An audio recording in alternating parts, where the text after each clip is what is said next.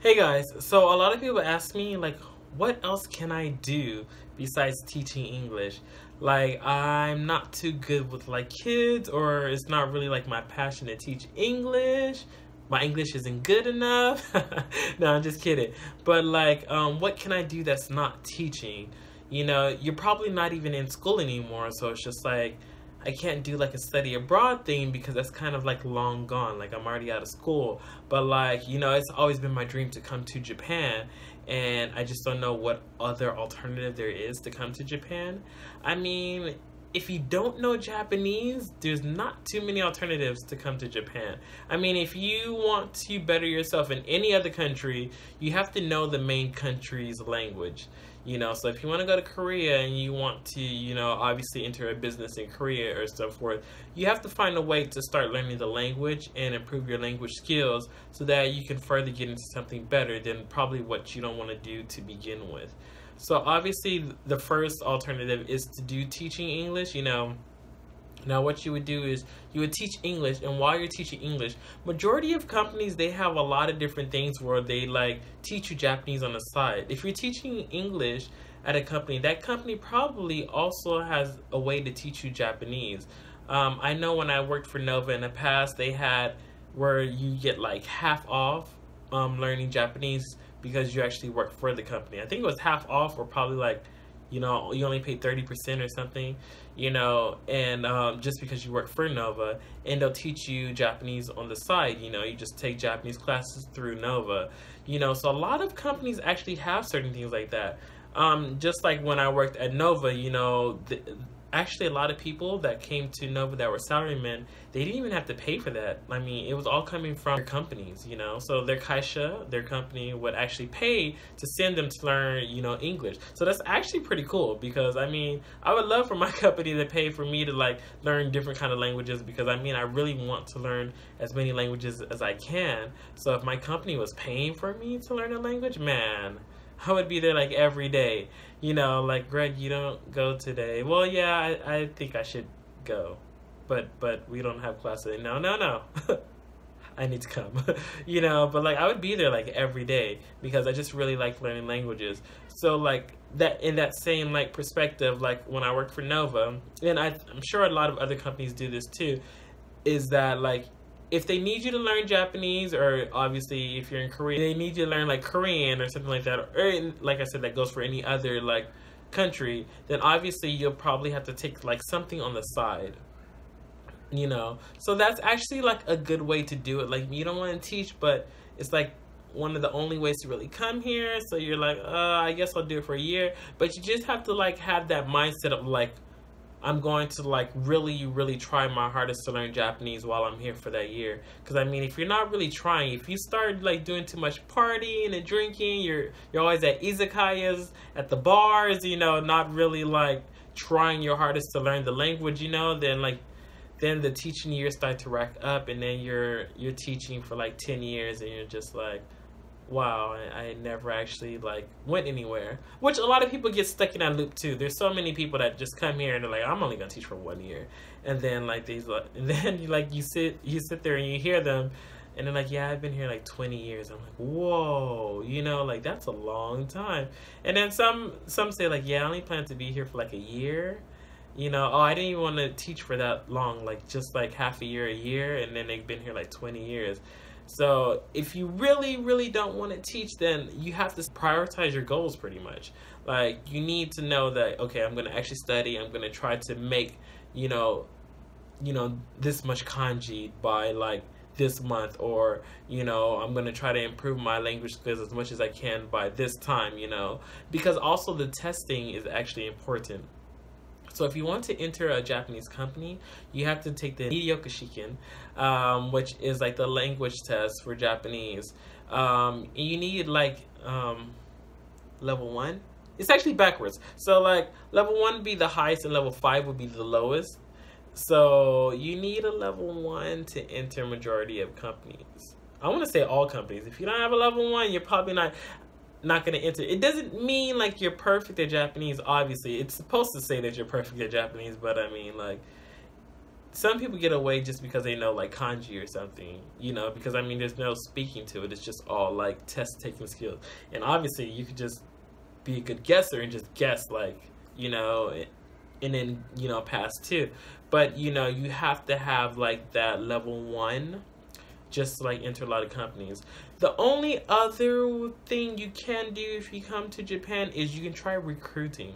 Now, recruiting, since you're recruiting like people for companies, or you're recruiting a company to work with this company and stuff like that, you generally don't have to know Japanese. So that's a big thing that people actually try to do because they don't really want to teach. They go into recruiting.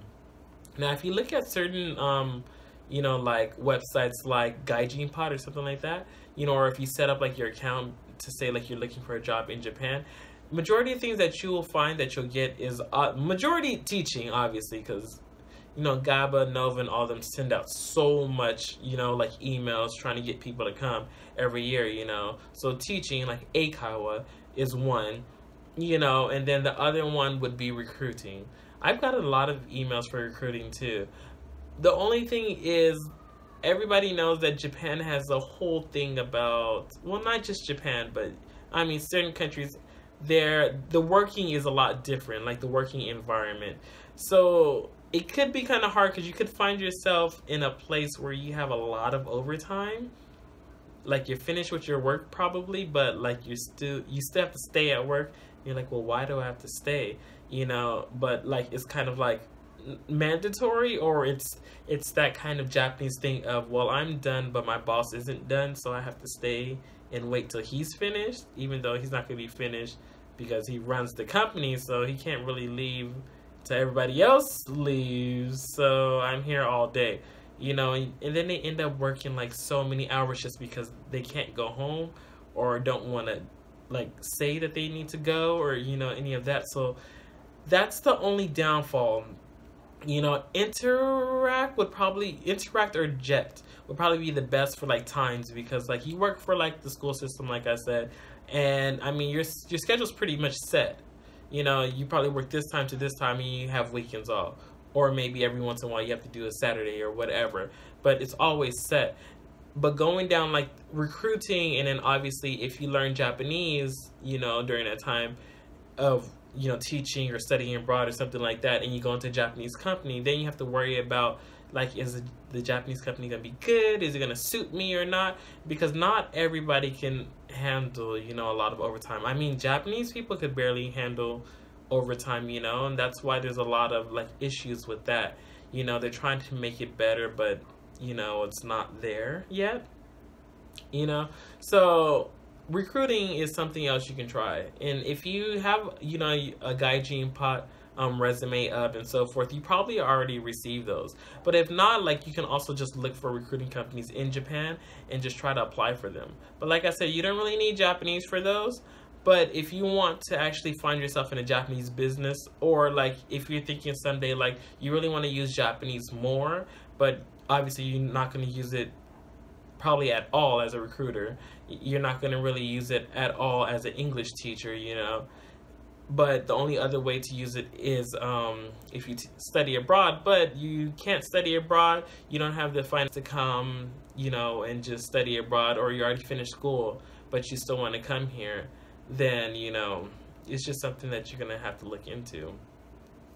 Now, I was thinking about going into recruiting because I have, you know, a friend that does recruiting and so forth, and she was going to try to help me, but she said just to make sure the company you want to enter, because you just never know how the company is going to be. And she knows a lot about how companies kind of don't treat you as well as they should, you know. She's Japanese, by the way, but she was trying to help me find a, you know, a good place. But she can, because I know her and she knows about companies, so she's like, I know which ones you should and shouldn't apply to.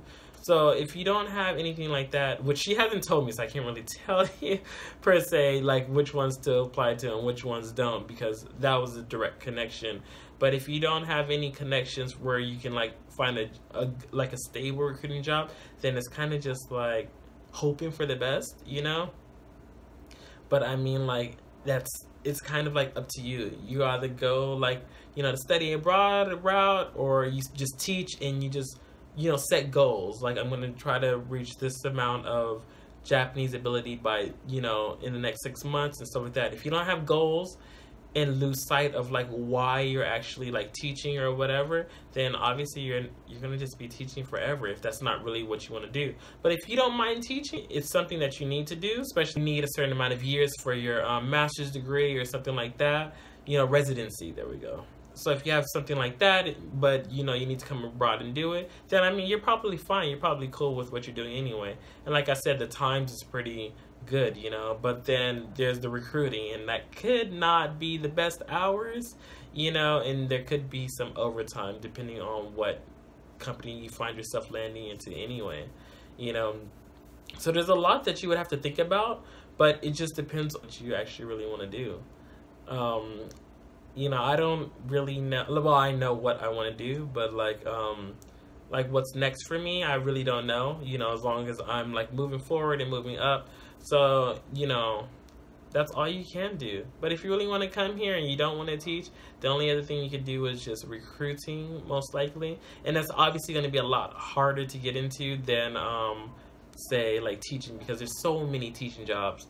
Recruiting, there's a lot of recruiting jobs too, but like I said, you won't know which ones are good and bad. So that's kind of like I don't really know. And then you would have to come here and find out. And then if you don't like it and you try to leave that place, then you would have to go to teaching. So, it's just something you would have to look into. If not, like, I would try to look up stuff on like Google and try to like make sure that that company is right for you, because sometimes you can actually find out a lot about different companies, just by searching on Google. I forget what it's called, like the glass door, but it tells you a lot about different companies, and people write reviews. Like, I tried to work for this recruiting company, because I did that once, and it said, like, I tried to work for like this recruiting company. They had so much like overtime hours. I was like, oh, okay, maybe I shouldn't go there or something like that. But this is like way back when. Obviously, it's hearsay, because the person could just have hated the company, so they're just gonna, bam, bam, bam, bam, bam, bam, bam, bam, bam, don't go there, and maybe just the one in your area, because he went to the one in Tokyo, but the one in Osaka is a lot better, there's that too. So just really research what you want to do, is what I would say. If you don't really want to teach, then you just have to try to find out alternative.